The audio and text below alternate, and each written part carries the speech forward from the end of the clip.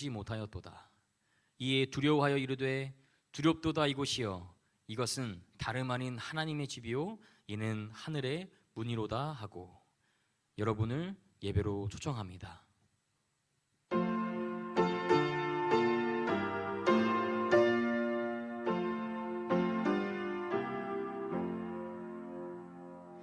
살아계신 주의 영 부어줍소서.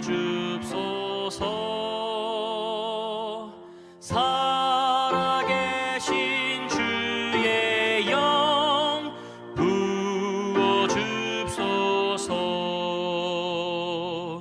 새로 지은 내 마음 속에 살아계신 주의 영 부어줍소서.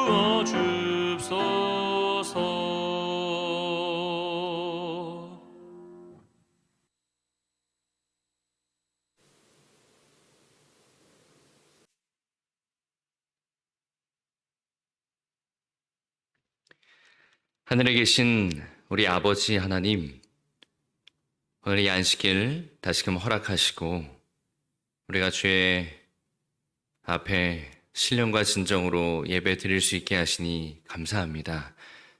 지난 한 주간 동안 많이 힘들고 지쳐있는 우리의 몸과 마음을 이번 안식일을 통하여 쉼을 얻게 하시고 특별히 저자를 통하여 선포되어지는 아버지의 말씀을 통해 은혜 받아 우리의 영적인 에너지를 재충전하는 귀한 시간 삼아 주시옵소서. 이 시간 우리가 예배를 드릴 때 아버지 즐거이 흠양하여 주시고 말씀 가운데 하감하셔서 그 말씀이 우리 마음에 살아 숨쉴 수 있도록 복을 허락하여 주시옵소서. 말씀을 전하고자 하는 뜨거운 열정과 입술을 허락해 주셨습니다. 듣고자 하는 마음과 귀를 열어주셔서 그 말씀이 우리 가슴에 아로새겨지게 인도하시며 말씀이 우리의 삶이 되게 도와주시옵소서. 모든 예배의 영광 아버지 홀로 받아 주시옵기를 우리 구주 예수님의 이름으로 기원합니다. 아멘.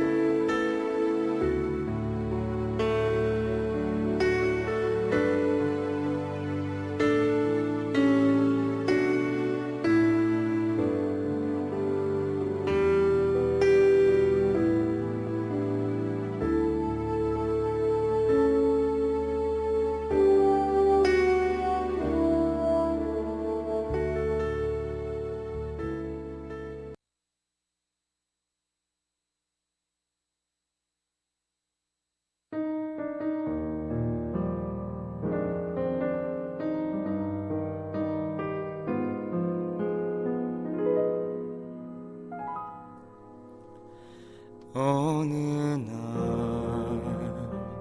내 삶 속에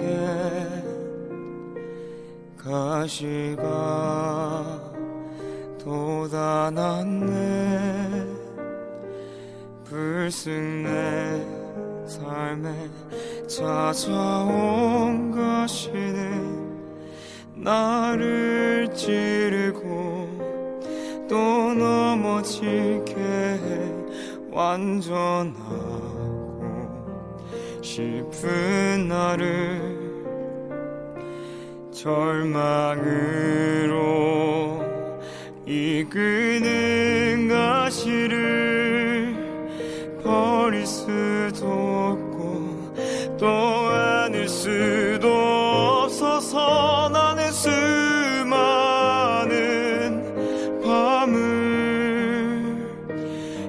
고통을 알기 전으로 되돌려 주시기를 눈물로 지새웠지. 가시를 빼주시기를, 나를 살려주시기를.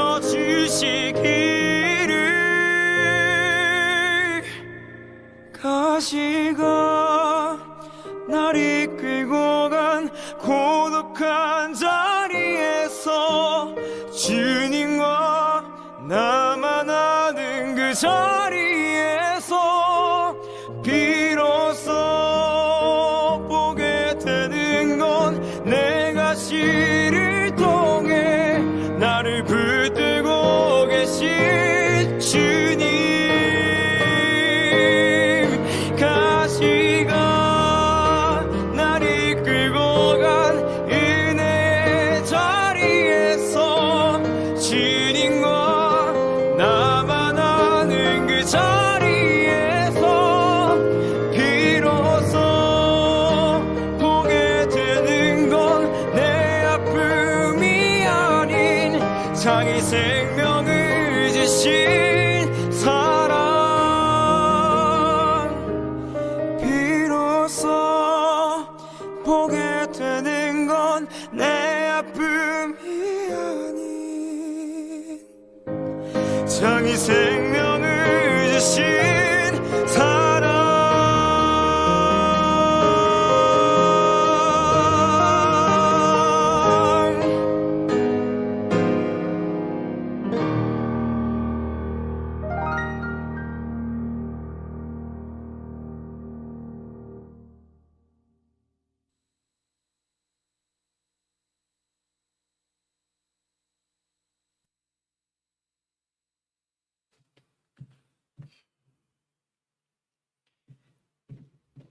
성도 여러분 안녕하세요. 네.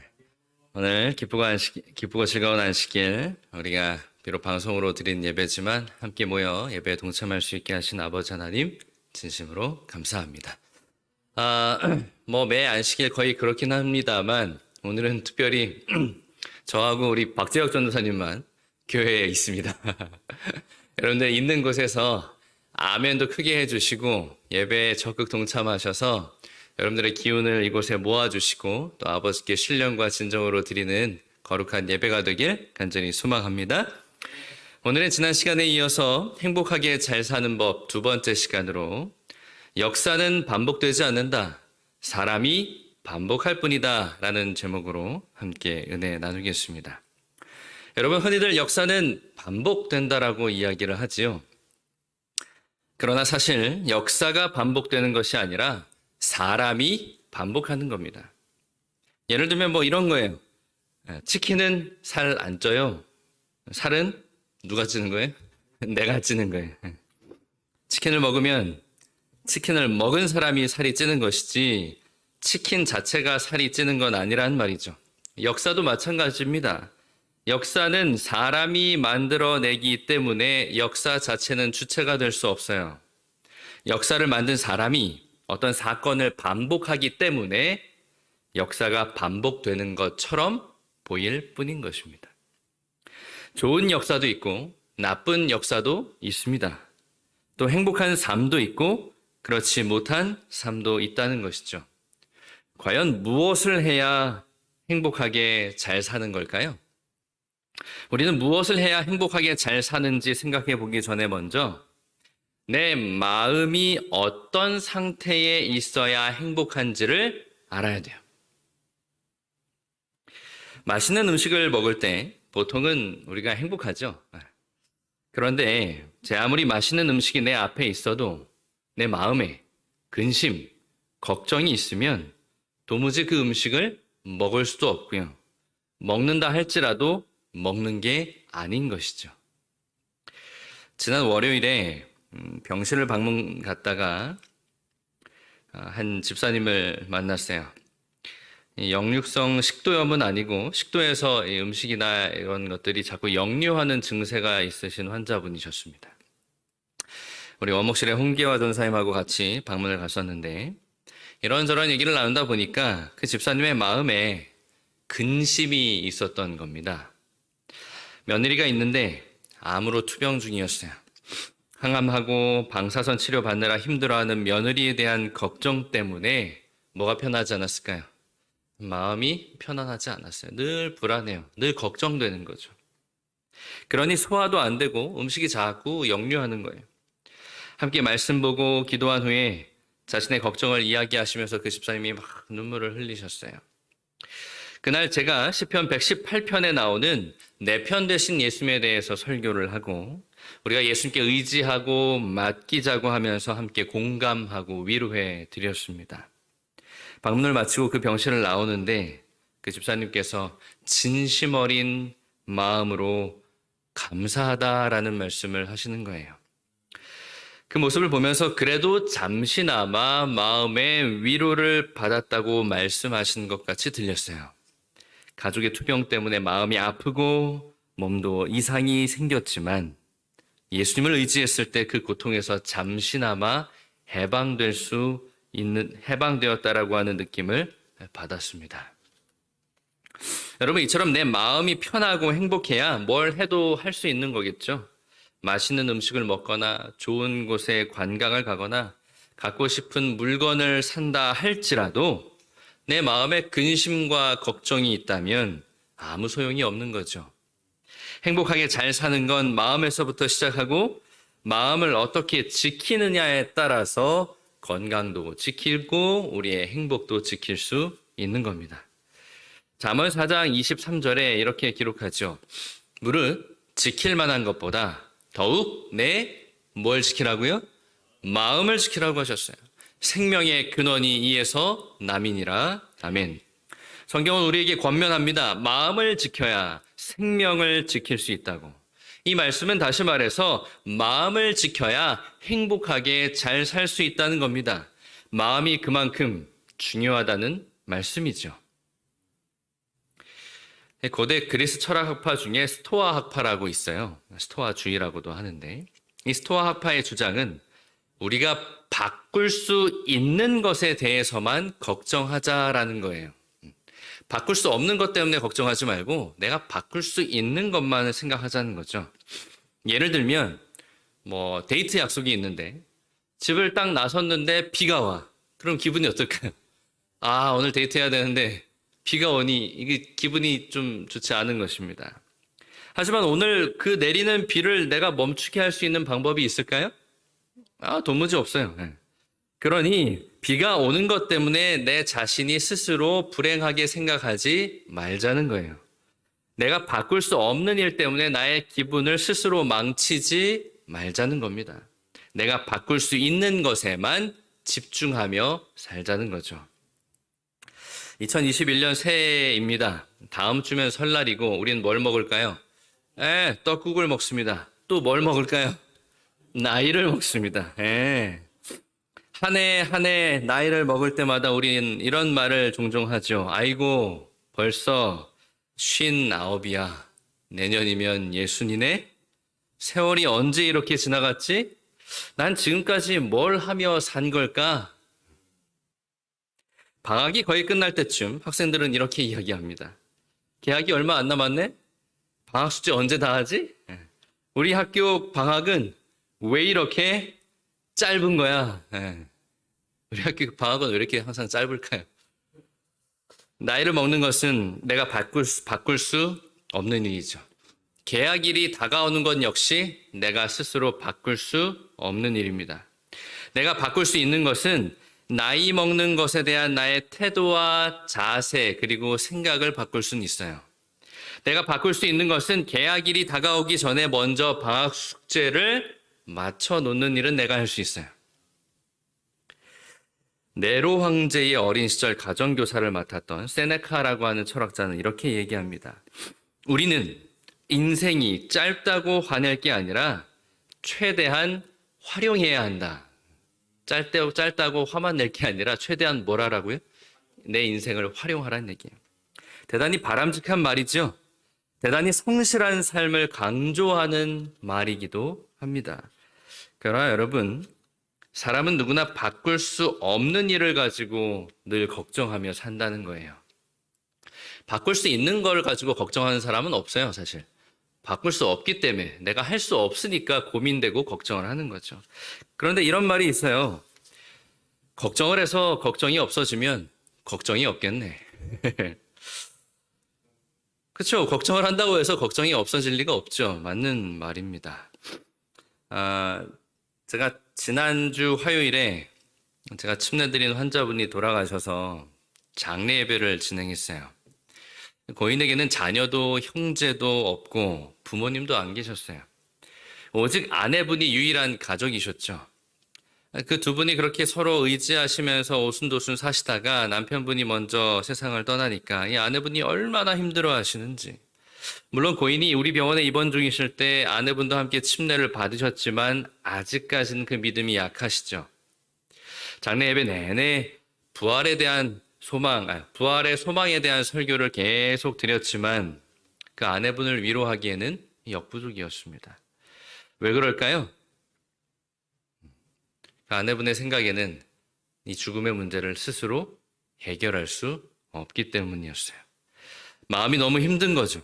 죽음의 문제를 해결할 수 없기 때문이죠. 자신이 바꿀 수 없는 부분 때문에 힘들고 괴로운 거예요. 모든 죽음은 다 똑같다라고 생각을 합니다. 사랑하는 가족의 죽음 앞에서 의연해하고 힘들어하지 않을 사람이 어디 있겠어요. 죽었다가 다시 사는 것은 불가능하기 때문에 마음이 괴로운 거예요. 돌이킬 수 없는 일이기 때문에 그렇게 오열하고 그렇게 힘들어하는 겁니다. 어쩌면 걱정해도 해결될 수 없기 때문에 걱정하는 것 같아요. 따라서 우리는 마음을 지키지 않고서는 행복하게 잘 살 수 없습니다. 마음을 지켜야 생명의 근원을 지킬 수 있다고 잠언 4장 23절은 기록하지 않았습니까? 마음이 생명만큼 중요하단 말이죠. 그런데 우리의 생명이 유한한 것처럼 우리의 마음을 지키는 일도 대단히 어렵습니다. 그래서 사도 바울은 다음과 같은 해결책을 제시합니다. 빌립보서 4장 6절과 7절 아무것도 염려하지 말고 다만 모든 일에 기도와 간구로 너희 구할 것을 감사함으로 하나님께 아뢰라. 그리하면 모든 지각에 뛰어난 하나님의 평강이 그리스도 예수 안에서 너희 마음과 생각을 지키시리라. 아멘. 염려하지 않아도 되는 이유가 있는데 우리가 모든 일에 기도할 수 있기 때문이에요. 다만 우리가 기도할 때 우리의 구할 것을 감사함으로 하나님께 아뢰라고 기록합니다. 제가 일전에 다른 설교에서 우리의 기도가 나 자신을 속이지 않는 기도가 되어야 하며 또 우리의 기도가 규칙적으로 드리는 기도가 될 때 나의 기도가 내 잠재의식에 새겨져서 능력을 발휘할 수 있게 된다라고 말씀드렸어요. 그런데 이런 기도를 드리기 전에 반드시 해야 될 기도가 한 가지 있어요. 그 기도가 바로 감사 기도예요. 무슨 기도라고요? 네, 감사 기도예요. 이미 내가 누리고 있는 복에 대한 감사를 하나님께 드리는 거죠. 사소한 것 하나라도 우리는 늘 감사할 조건을 가지고 있어요. 지금 이렇게 숨 쉴 수 있는 공기가 있는 것도 감사하고 코로나 시대이지만 각 가정에서 방송으로 예배 드릴 수 있게 하신 것도 감사한 일이죠. 우리 병원이 있는 것도 감사하고 이곳에서 치료받고 이곳에서 근무할 수 있게 하신 것도 감사한 일이에요. 교회를 주신 것도 감사하고 교회를 통해 우리 성도들을 알게 하신 것 감사한 일이죠. 예수님을 믿을 수 있게 하신 것 감사하고 그 믿음으로 구원받을 수 있게 하신 것 감사한 일이에요. 우리는 감사할 조건에 둘러싸여 있음을 꼭 명심하기 바랍니다. 우리가 기도할 때 가장 먼저 해야 할 기도는 감사 기도라고 하는 사실을 여러분 꼭 명심하게 되길 간절히 소망합니다. 제가 인턴 전도사 시절에 그 빈민촌 반지하 단칸방에 혼자 사시는 할머니를 방문한 적이 있어요.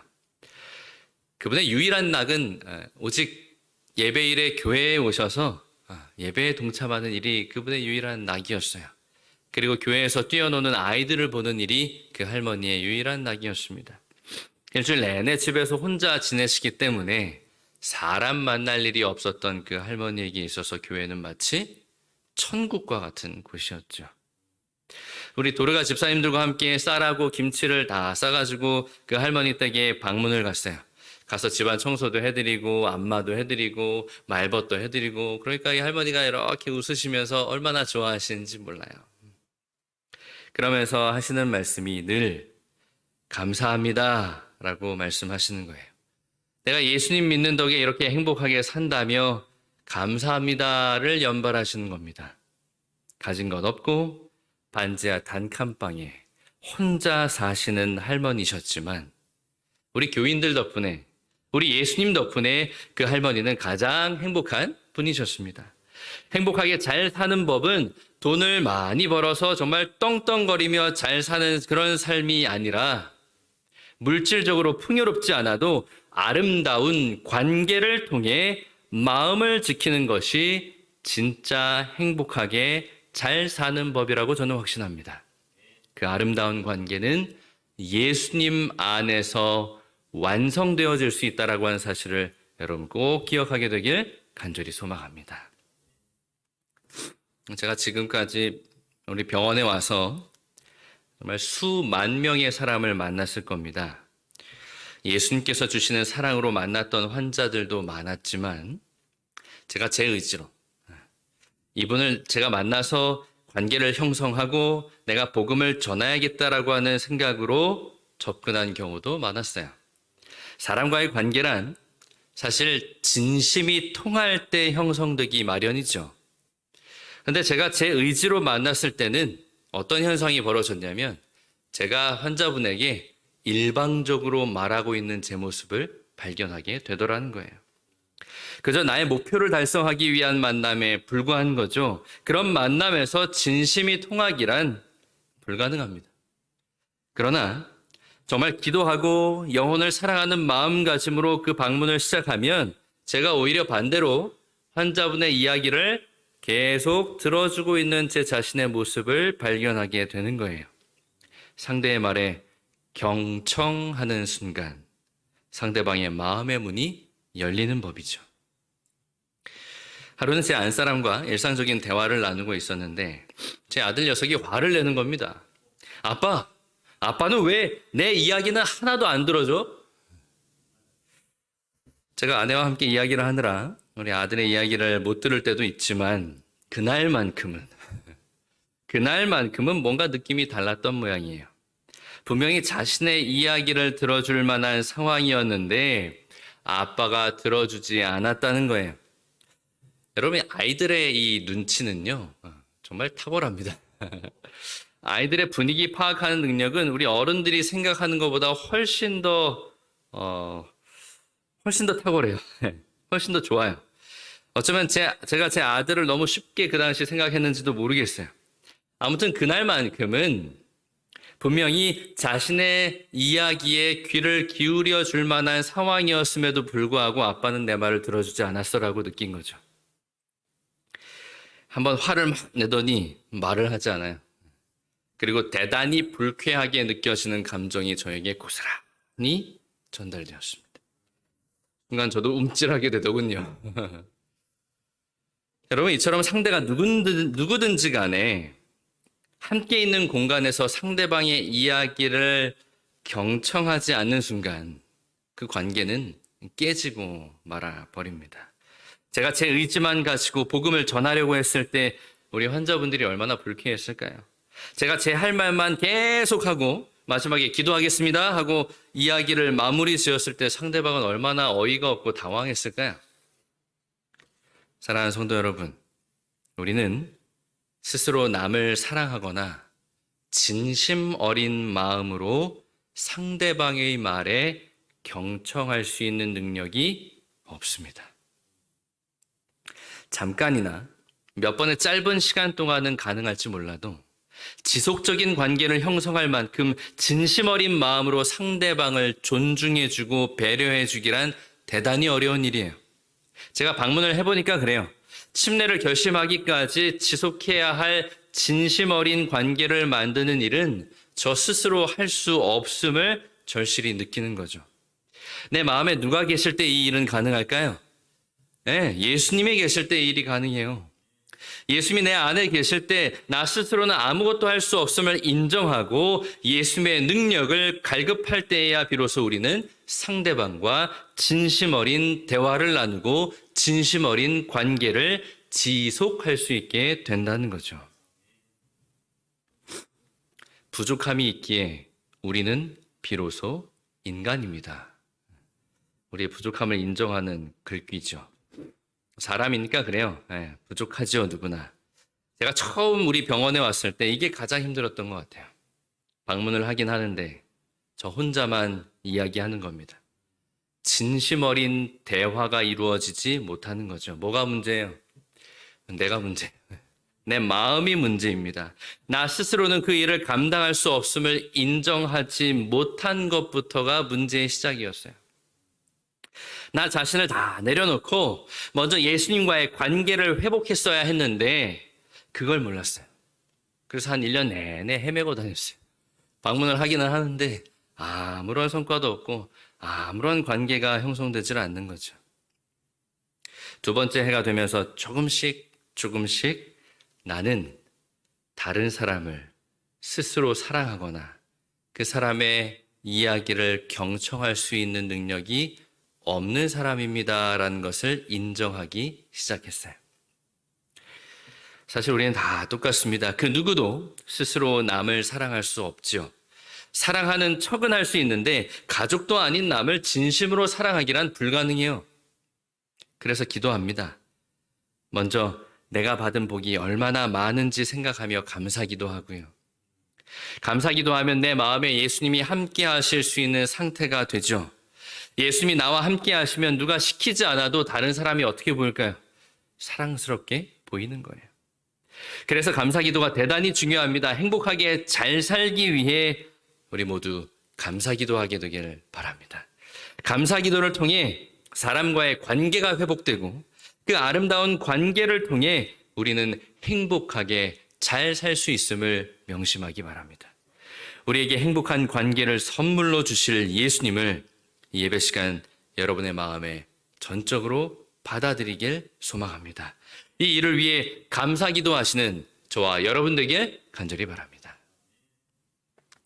빌립보서 4장 7절에 그리하면 감사기도하면이란 얘기죠. 감사기도하면 모든 지각에 뛰어난 하나님의 평강이 그리스도 예수 안에서 너희 마음과 생각을 지키시리라. 아멘. 우리가 이렇게 감사기도하면 하나님의 평강이 그리스도 예수 안에서 우리 무엇과 뭘 지킨다고요? 우리의 마음과 우리의 생각을 지키신대요. 우리의 마음과 생각을 지키면 어떻게 된다 그랬습니까? 잠언 4장 23절에 아까 본 것처럼 우리의 생명의 근원을 지킬 수 있는 거죠. 참으로 행복하게 잘 사는 법은 내 마음과 생각을 지키는 법이에요. 내 마음과 생각을 지키는 분은 예수님밖에 없으며 우리가 감사기도할 때 그 예수님께서 내 마음과 생각을 지켜주실 줄 믿는 것입니다.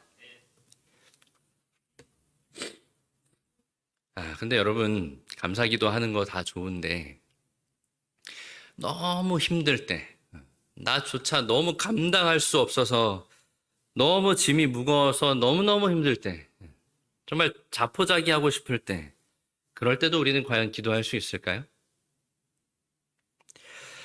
제가 만났던 환자분들 중에 정말 몇 손가락 안에 드는 환자분 한 분이 계세요. 그분은 이제 고대병원에서 항암 치료를 받으시는 분인데 하루는 우리 병원 1층 체열실 앞에서 만났어요. 우연히 만났어요. 근데 일전에 이분이 우리 병원에서 치료 받으실 때도 뭐 치료도 치료지만 더 어려웠던 일은 뭐였냐면 보이스피싱을 당하셔가지고 1,000만 원 이상의 금액을 다 이렇게 사기를 당했던 경험이 있어요. 항암 치료비도 다 날리고 뭐 완전히 삶에 아무런 희망이 보이지 않았던 경험을 하셨던 분이에요. 근데 그분은 1층 체열실 앞에서 만났는데 갑자기 제 손을 간절히 이렇게 잡더니 눈빛이 막 흔들리면서 목사님 기도 좀 해주세요. 체열실 옆에 기도실이 있지 않습니까? 기도실로 모시고 갔어요.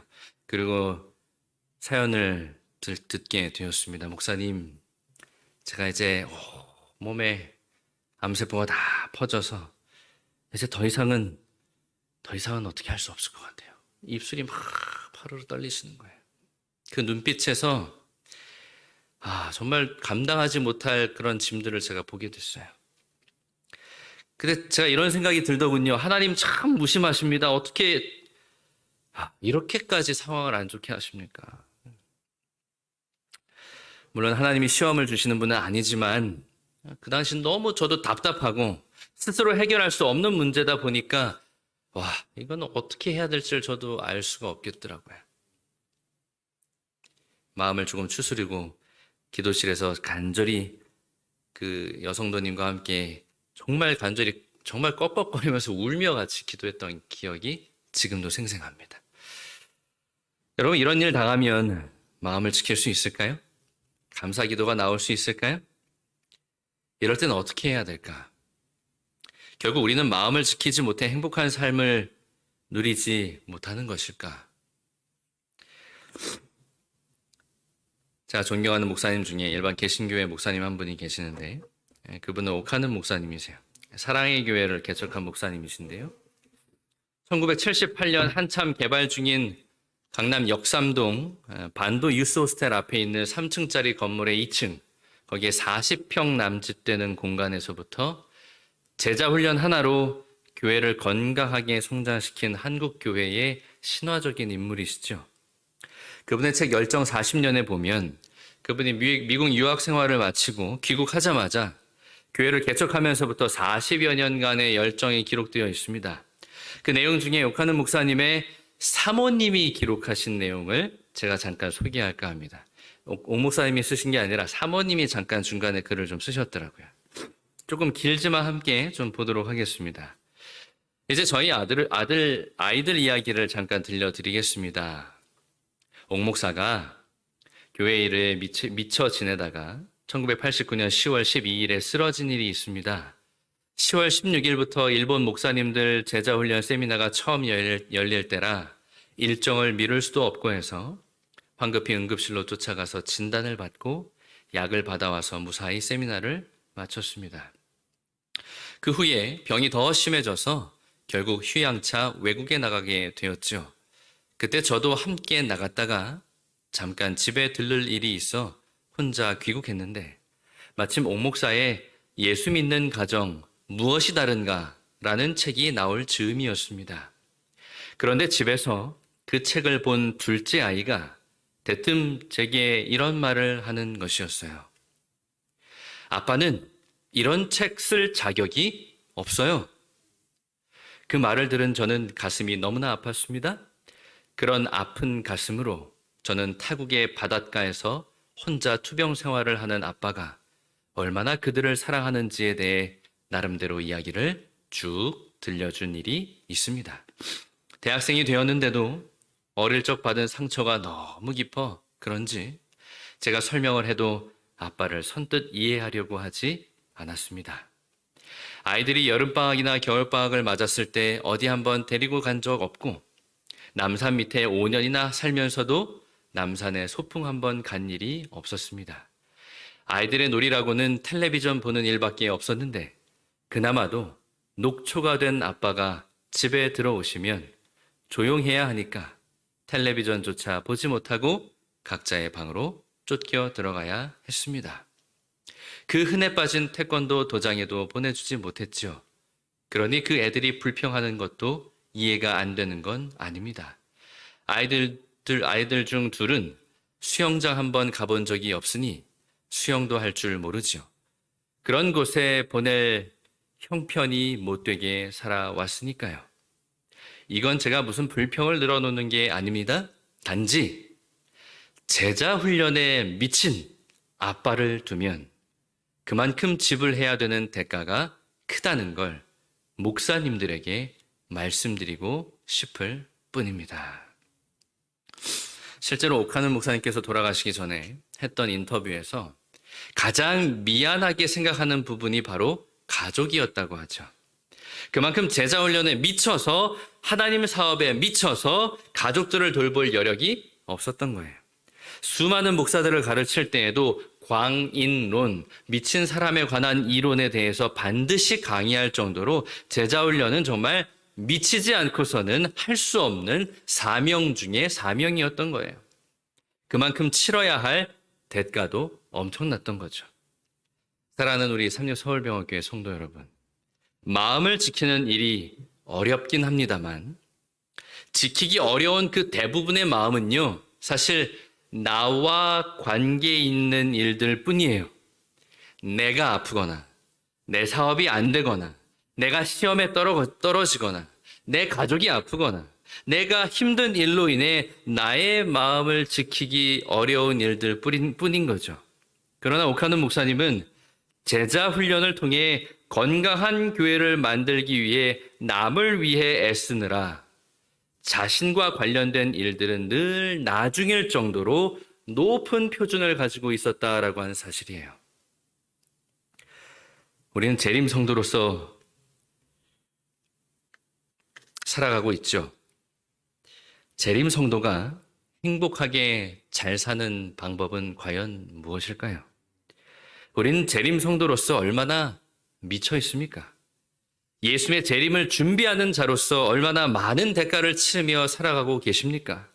저 역시 재림교회 목사로서 오카노 목사님의 책을 읽을 때마다 예수에게 미치지 못해 그 대가를 다 치르지 않고 사는 것 같아서 늘 창피할 따름이에요. 우리가 행복하게 잘 사는 법은 과연 무엇일까요? 수많은 질병과 고난과 불의가 난무한 이 세상에서 과연 행복하게 잘 사는 것은 무엇일까요? 그저 그런 질병에 걸리지 않거나 그런 고난과 불의를 피할 수 있다면 그게 진짜 행복하게 잘 사는 것일까요? 그저 지금처럼만 먹고 사는데 문제 없고 좋은 게 좋은 거니까 편안한 일상에서 큰 걱정 없이 사는 것이 진짜 행복하게 잘 사는 삶인 것일까요? 재림 성도로서 행복의 표준을 좀 더 높여야겠다는 생각을 하는 겁니다. 그저 나만 잘 먹고 잘 사는 그런 삶이 아니라 나보다 못한 사람들을 돌아보고 나 자신보다 남을 먼저 더 배려할 줄 아는 마음, 그런 겸손한 삶이 되어야겠다는 거예요. 이런 삶을 위해 먼저 예수님께 내가 미쳐야겠습니다. 예수님을 너무너무 사랑해서 미치는 거죠. 광인이 되지 않고서는 나 스스로 남을 돌아볼 수 없기 때문이에요. 미치지 않고서는 내가 먼저 남을 사랑할 수 없기 때문입니다. 여러분, 예수님께 내가 먼저 미치기 바랍니다. 예수님의 광인이 되어 당장 나의 이기적인 행복에서부터 벗어나기 바랍니다. 진심 어린 관계를 통해 다른 사람의 유익을 위해 살고 그들이 구원받는 일을 도와주는 것이 재림 성도로서 진짜 행복하게 사는 법임을 깨닫길 바랍니다. 여러분, 이 일을 위해 우리가 미치길 바랍니다. 우리 삼육 서울병원교회 모든 성도가 예수님께 미치길 바랍니다. 예수님의 광인이 되어 진짜 행복하게 잘 사는 성도가 되길 간절히 바랍니다. 예수의 광인이 되어 내가 내 마음과 내 생각을 지킬 뿐만 아니라 다른 사람들을 돌아보고 다른 사람을 사랑하는 광신도가 되길 간절히 바랍니다. 미치지 않으면 내가 남을 사랑할 수 없기 때문이에요. 요한일서 4장 7절 8절 사랑하는 자들아 우리가 서로 사랑하자. 사랑은 하나님께 속한 것이니 사랑하는 자마다 하나님께로 나서 하나님을 알고 사랑하지 아니하는 자는 하나님을 알지 못하나니 이는 하나님은 사랑이십니다. 하나님께 속한 사람은 사랑할 수밖에 없습니다. 예수님께 미친 사람이 되어 남도 사랑하기 바랍니다. 남을 사랑함으로 진짜 행복하게 잘 사는 삶을 체험하길 바랍니다. 당장 나에게 들이닥친 불행과 고통 때문에만 힘들어하는 삶이 아니라 그것만 고민하고 걱정하는 삶이 아니라 그 수준을 뛰어넘어서 내가 예수님을 너무나도 사랑하고 그 사랑에 미쳐서 다른 사람을 먼저 되돌아보는 삶이 되길 간절히 바랍니다. 나의 이기적인 행복에서 벗어나길 바랍니다. 남을 돌아보는 일이 진짜 행복하게 잘 사는 법임을 꼭 체험하게 되길 간절히 소망합니다. 하나님은 사랑이시기에 우리가 다른 사람을 사랑할 수 있도록 도와주실 줄 믿습니다. 하나님의 사랑으로 남을 사랑하셔서 진짜 행복하게 잘 살게 되시는 저와 여러분 되기를 간절히 소망하면서 오늘 말씀을 줄이겠습니다.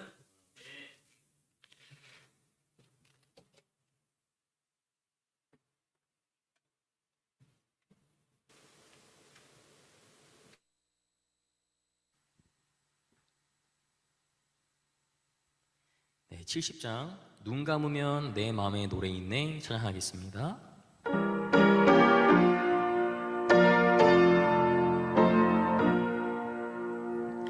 눈 감으면 내 맘에 노래 있네 마음 아픈 일 나 당할지라도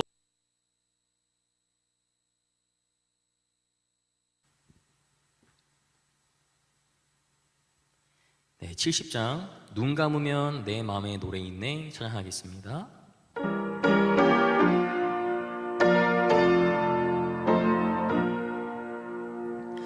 눈 감으면 내 맘에 노래 있네 마음 아픈 일 나 당할지라도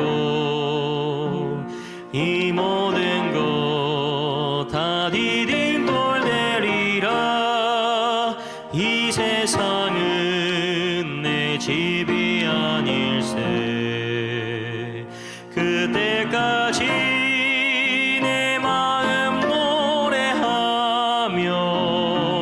끝까지 기쁘게 가리라 그날까지 저 천성 바라보리 주 날 부를 그날까지 이 세상 것 뜬구름 날려가듯 잠시 동안 나 빌려받은 것 그 모든 것 내 마음 괴롭히나 저 천국엔 참 기쁨이 있으리 그때까지 내 마음 노래하며 끝까지 기쁘게 가리라 그날까지 저 천성 바라보리 주 날 부를 그날까지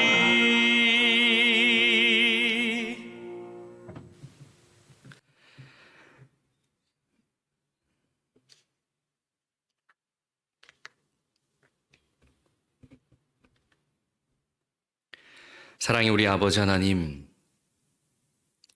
늘 불행한 생각과 불행한 일들을 나 스스로 반복하며 살고 있지는 않았는지요. 내가 그런 삶을 반복함으로 나의 삶 또한 그렇게 불행한 삶이 되진 않았는지 생각하게 됩니다. 하나님은 사랑이라고 하셨기에 그 사랑을 내가 먼저 체험하길 원하오니 주님, 빈곤한 내 마음 가운데 좌정하사 아버지의 사랑이 나의 사랑이 될 수 있도록 이 시간 은총 베풀어 주시옵소서. 예수님의 그 십자가 사랑을 내가 의지하고 내가 그 십자가 사랑에 미침으로 말미암아 나에게 들이닥친 나의 문제만 문제로 보일 것이 아니라 그 문제를 뛰어넘고 초월하여 다른 사람의 문제를 바라볼 수 있는 내가 되게 도와주시옵소서. 다른 사람의 문제를 돌아보고 그 사람을 도와주는 일을 통해 나의 문제는 아무것도 아님을 다시 한번 발견케 하시고 내 삶의 모든 문제들을 뛰어넘어 하나님의 사랑을 나누어주는 삶이 되므로 진짜 행복하게 잘 사는 우리 36서울병원교회 모든 가족들이 되도록 복을 허락하여 주시옵소서. 이제는 아버지 하나님의 그 놀라우신 은혜와 예수 그리스도의 십자가 사랑과 성령 하나님의 감화 감동하심이 내가 주님의 사랑으로 다른 사람을 사랑하며 삶으로 진짜 행복하게 잘 살겠노라고 결심한 우리 모든 성도들 위해 지금으로부터 영원까지 함께하여 주시옵기를 우리 주 예수 그리스도의 이름으로 간절히 축원하옵나이다. 아멘.